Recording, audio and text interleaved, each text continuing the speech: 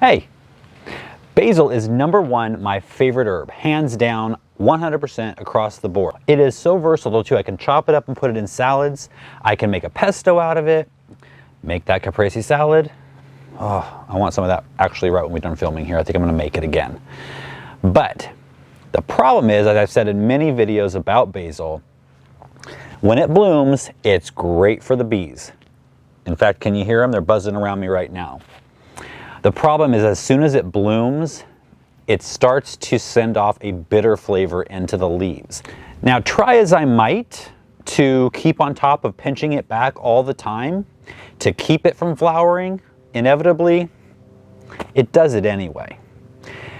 Now, I could go to the garden center and get some more plants, or I could plant some seeds and wait a few weeks, but do I have that long? It depends what climate. I have that long, you may not. And so the best thing to do is take some cuttings. It's super easy to do, and I'm gonna walk you through it coming right up.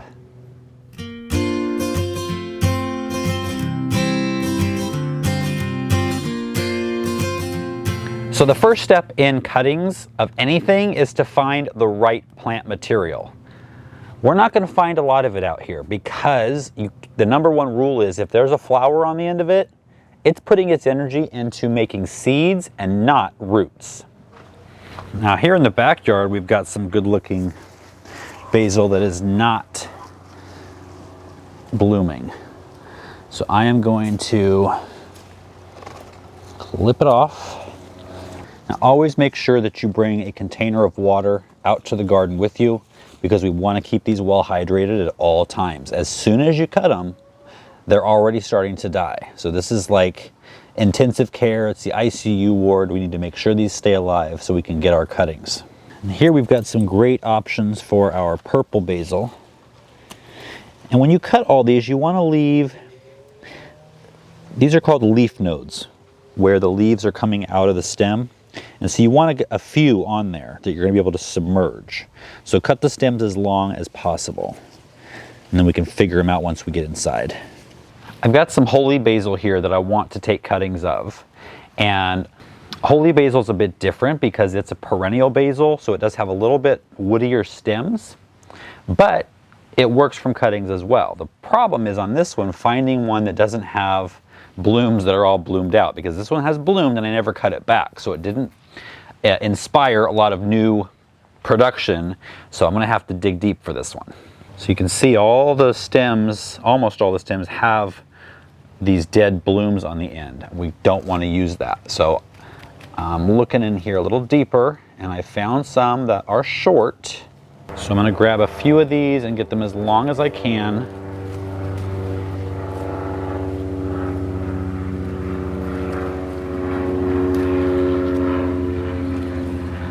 All right, those will have to do. All right, so it's time to take our cuttings. We've got our material here, and I've got, since we have 3 different types of basil, I'm gonna do 3 separate cups of water.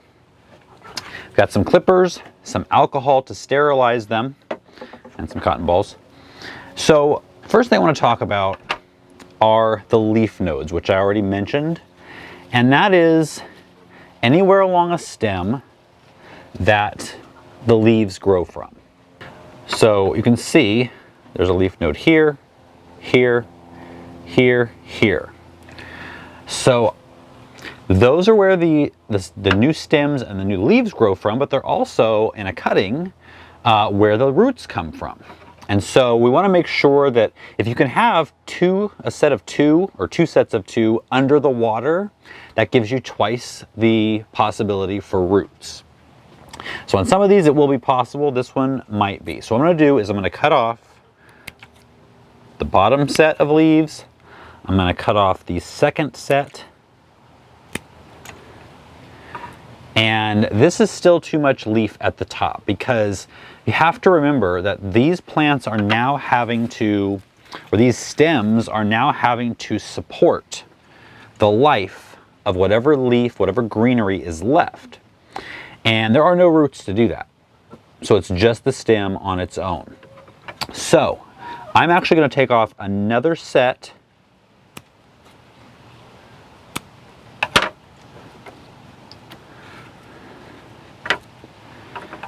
And these were already sterilized before, but we're going to sterilize them between each plant that we have. You don't need to do it between each cutting if they're from the same plant. Most likely they've already got the same, all got the same bacteria. So that's where we're going to leave it. The little bit of leaf that's left, we could even take off, you know, some of that. In fact, what I might do is just cut these leaves, the bigger leaves, in half. That's fine to do as well. And then I have two sets of leaf nodes underneath the water. In fact, I'm going to give it one more clean cut down here right below the leaf nodes. Same with the purple. Let me sterilize my instruments.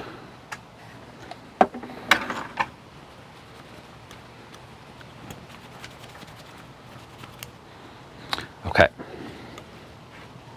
I'm still checking into some of those clippers you guys recommended to see what I want to get. But I'm going to go ahead and cut these all off. And I'm going to keep on going right up to the top little set. And I'm going to go ahead and cut these leaves in half again. Now, if I had a deeper cup, which I may actually switch this out to, I would have 1, 2, 3 leaf nodes under the water. So I'm going to give it another clean cut right under these leaf nodes here at the bottom. And I might get a taller cup for that. Now, with the holy basil, these are going to be a little bit smaller, so probably less leaf nodes. I was able to get this one right under a leaf node at the bottom. Let me sterilize. So let's just go ahead and take off these. So if I can get this one under the water, this one's got 2 leaf nodes here. And I'll cut off one of those. So we just have a little bit of leaf to support at the top.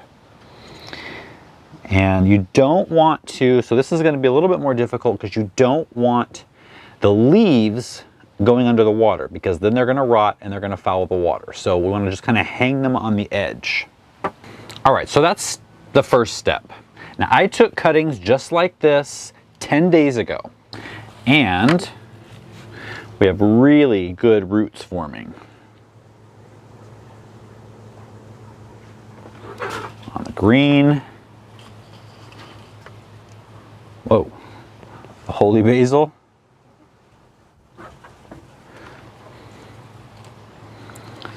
And purple basil.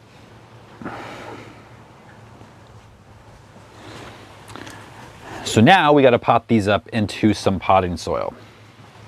We'll put these guys aside for 10 days, hopefully. They'll look exactly the same. Okay, so there's one thing about this.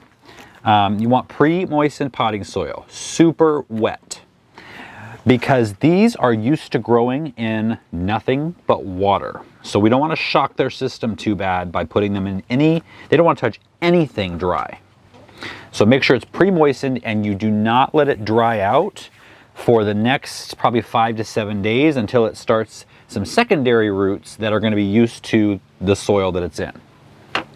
So I'm just gonna, and we want to be careful with those roots because again, they haven't touched anything.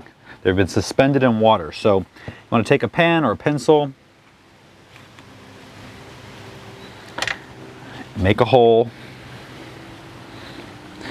Now one way to do this, a little bit of a trick, is put it in here and twist it. And you're gonna get the roots kind of like spaghetti on a fork. And then you can take the pencil and you can just kind of gently make sure the roots are down into the soil and then just tuck the potting soil around it. Now what I might do here is again cut off one of these leaves just to leave a nice small plant.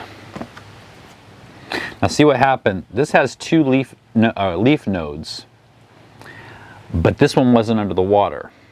So it didn't make roots. So this is just going to be a taller plant, which is fine. So there's all the green basil. So we're just going to do the exact same thing with the other 2. Let me see if I know this one has long roots. I'm going to get a close-up on the spaghetti action for you.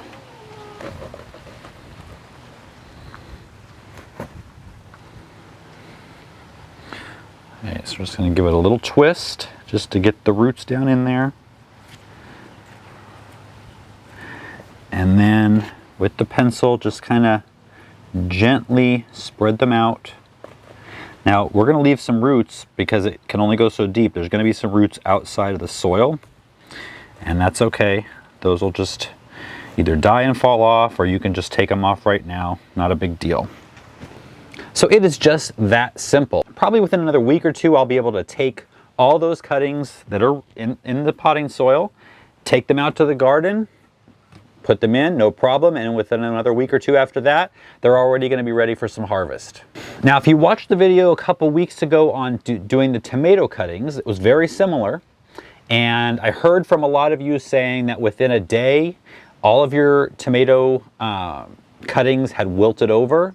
Mine did the exact same thing, and they were like that, some of them for about a week. But let me take you over and just kind of give you an update on those. Okay, so as you can see, they're doing pretty good. I think I only lost one so far. Don't even know why, but that happens. This one here is still wilted over, possibly because it's got a lot of leaf, but you know, some of these others do too. So I'm going to gently see if I can find out if we have some roots. Loosen it up a little bit, give it a little tug. I do feel that there is some resistance. Oh, there's already roots coming through the bottom. See right there? So I'd say within another week, these should be ready to go out into the garden. I'm not sure if I'm ready yet because these are going to take the place of my Armenian cucumbers, and they're not quite done yet. But these will be completely fine in here for maybe up to 3 more weeks, maybe even longer than that. Well, I hope you guys got something out of this video. If you did, give it a thumbs up, please. Consider subscribing, and I will see you on the next video.